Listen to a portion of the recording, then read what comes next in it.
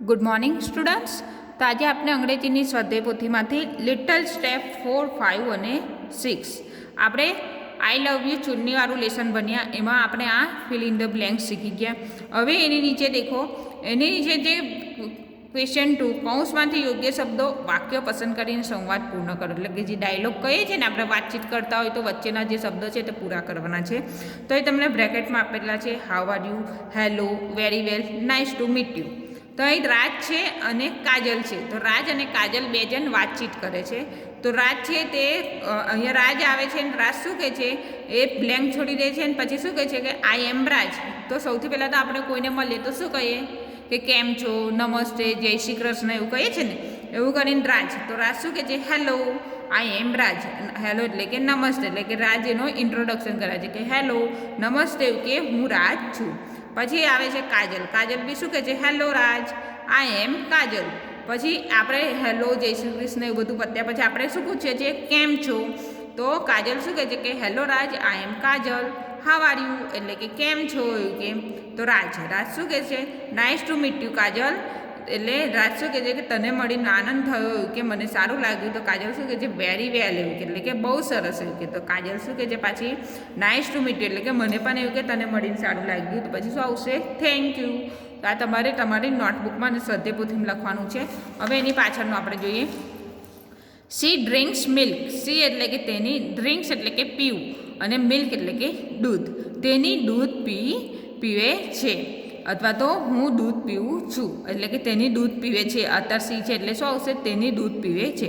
તો રોજિંદી અથવા ટેવવશ થતી ક્રિયાઓ દર્શાવવા માટે એક્શન વર્ડના સાદા વર્તમાનકાળના રૂપોનો ઉપયોગ થાય છે. હું તમને એક્શન વર્ડ લખાવ્યા હતા.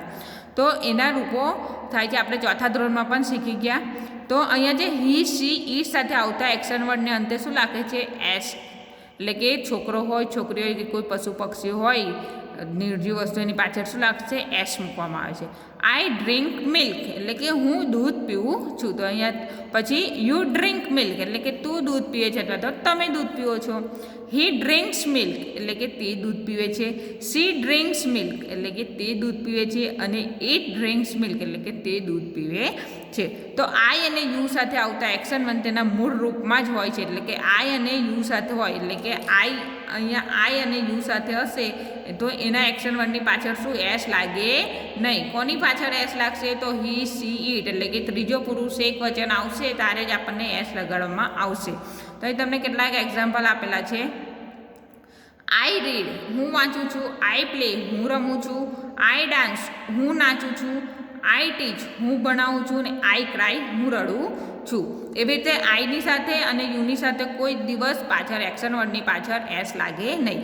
તો યુ રીડ એટલે કે તું વાંચે છે. યુ પ્લે એટલે કે તું રમે છે. યુ ડાન્સ એટલે કે તું નાચે છે. યુ ટીચ એટલે કે તું ભણાવે છે. ને યુ ક્રાય એટલે કે તું રડે છે. તેવી રીતે હી, સી, ઈટ સાથે આવતા એક્શન વર્ડ હોય તો એના અંતે શું લાગશે, એસ લાગે છે અથવા તો ઈએસ. એટલે કે તમારે યાદ રાખવાનું છે, હી, સી અને ઈટ આપેલું હોય એની પાછળ એક્શન વર્ડની પાછળ શું આવશે, એક્શન વર્ડની પાછળ શું લગાવવાનું આવશે, એપોસ્ટ્રોફી એસ કઈ, એસ અથવા તો ઈએસ. તો એનું બહુવચન કરવાનું આવે. દાખલા તરીકે તમને અહીં રીડ આપ્યું છે તો રીડનું શું થશે, રીડ્સ.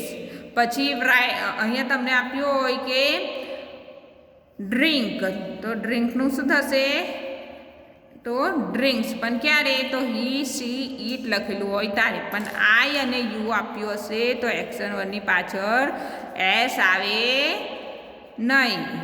ખબર પડી, એસ આવે નહીં. તો હવે અહીંયા આપણે હી, સી, ઈટ વાળું જોઈએ.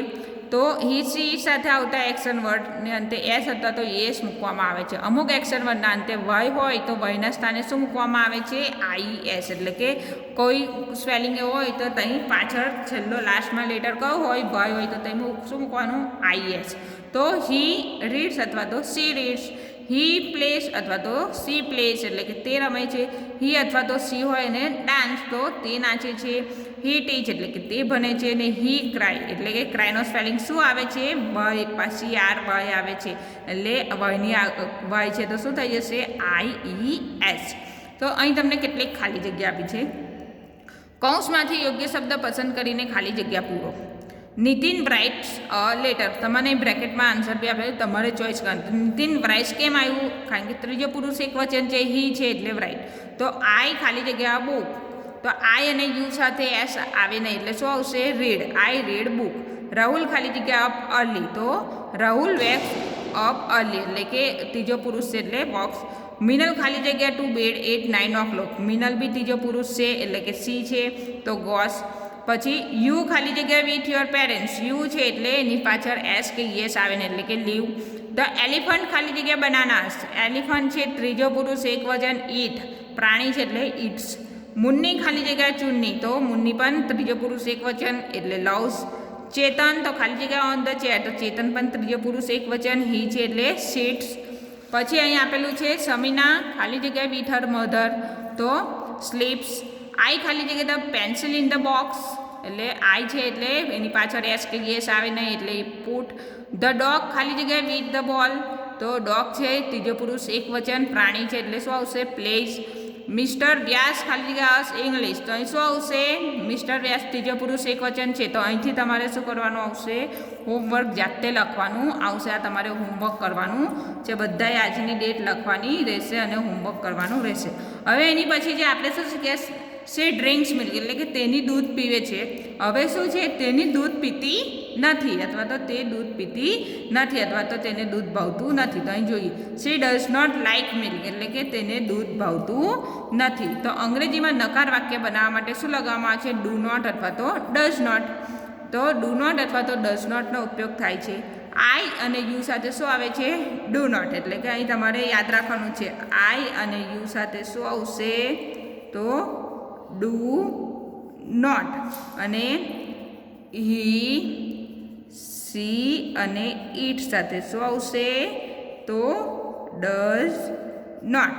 એટલે કે આ ત્રીજો પુરુષ એક વચન કહેવાય અને આ પહેલો પુરુષ એક વચન અને બીજો પુરુષ એક વચન. તો આઈ અને યુ સાથે શું આવશે? Do not. અને હી, સી સાથે શું આવશે? Does not. તો અહીં તમને આપેલું છે આઈ અથવા તો યુ લાઈક મિલ્ક. યુ કે આઈ કે યુ હોય તો આપણે એસ તો લગાવવાનો જ નથી. હવે એને આપણે શું કરવાનું છે? નકાર વાક્ય બનાવવાનું છે. તો શું આવશે? I do not like milk. કેમ આઈ ડુ નોટ આવ્યું આઈની સાથે? તો આઈ હોય ત્યાં શું આવશે? ડુ નોટ આવશે. એટલે કે I do not like milk. પછી હી સી ઇટ એટલે કે હી લાઇક્સ મિલ્ક એટલે કે તેને દૂધ ભાવે છે. તો શું આવશે? એનું નકાર વાક્ય શું બનાવવાનું આપણે? He does not like milk એટલે કે આ ત્રીજો પુરુષ એક વચન થયો. હી છે અથવા તો સી હોય અથવા તો ઈટ હોય તો શું આવશે? ડઝ નોટ એટલે કે he does not like milk. તો એવું કરીને તમને અહીં કેટલાક વાક્યો આપેલા છે. તો કૌંસમાંથી યોગ્ય શબ્દ પસંદ કરી નકાર વાક્ય બનાવવાનું છે. એક એક્ઝામ્પલ આપે, મનોજ વોચ ટીવી. મનોજ શું છે? હી છે ત્રીજો પુરુષ એક વચન છે એટલે શું આવશે? Manoj watch TV. તો વોચ એટલે કે એસ આવ્યો. હવે મનોજ છે તો ડુ આવશે કે ડઝ આવશે? નકાર વાક્યમાં તો ડઝ આવશે. અહીં આપણે શીખીએ ને હી સી ઇટ સાથે ડઝ આવે. તો Manoj does not watch TV. પછી છે આઈ એન્જોય મ્યુઝિક એટલે કે હું સંગીતની મજા માણી રહ્યો છું. તો આઈ છે તો શું આવશે? આઈ સાથે શું આવશે? તો ડુ નોટ. તો I do not enjoy music. તમારે યાદ રાખવાનું કે આઈ અને યુ હોય તો શું આવશે? Do not. ને હી સી ઇટ હશે અથવા કોઈ બોયનું નામ અથવા તો કોઈ ગર્લ એ હી સી ઇટમાં જ આવે, પણ કોઈ ગર્લ બી હોય નામ લખેલું હોય તો પણ ડઝ નોટ જ આવશે. અહીં તમને શું આપી છે? યુ પ્લે ક્રિકેટ એટલે કે તે ક્રિકેટ રમે છે. તો એનું શું આવશે આપણને નકાર વાક્ય? You do not play cricket. કયું આવશે? Do not play cricket. Vinay read a book. Vinay શું કરે છે? બુક વાંચી રહ્યો છે. તો એનું ડઝ નોટ નકાર વાક્ય શું આવશે? Vinay does not read a book. તો કેમ? કારણ કે આ ત્રીજો પુરુષ એક વચન છે એટલે શું આવશે? Vinay does not read a book. પછી છે ધ રેબિટ રન ફાસ્ટ. એ પણ ત્રીજો પુરુષ એક વચન એટલે શું આવશે? The rabbit does not run fast. પછી હેતા રાઇટ અ લેટર એટલે કે હેતા લેટર લખી રહી છે, પત્ર. તો એમાં શું આવશે? Heta does not write a letter. Mehul clean his room એટલે કે મેહુલ એની રૂમને ચોખ્ખી કરી રહ્યો છે. તો શું આવશે? Mehul does not clean his room. હવે જે આ 6, 7, 8, 9, 10 છે તમારે હોમવર્કમાં કરવાના રહેશે ને આ બધું જ તમારે નોટબુકમાં પણ લખવાનું રહેશે. પેજ નંબર 9 એક્ટિવિટી 2 થી તમારે પેજ નંબર 10, પેજ નંબર 11 અને પેજ નંબર 12માં આ 10 સુધીની તમારે બધું જ નોટબુકમાં એકવાર સારા અક્ષરે આજની ડેટ લખીને લખવાનું રહેશે. Thank you.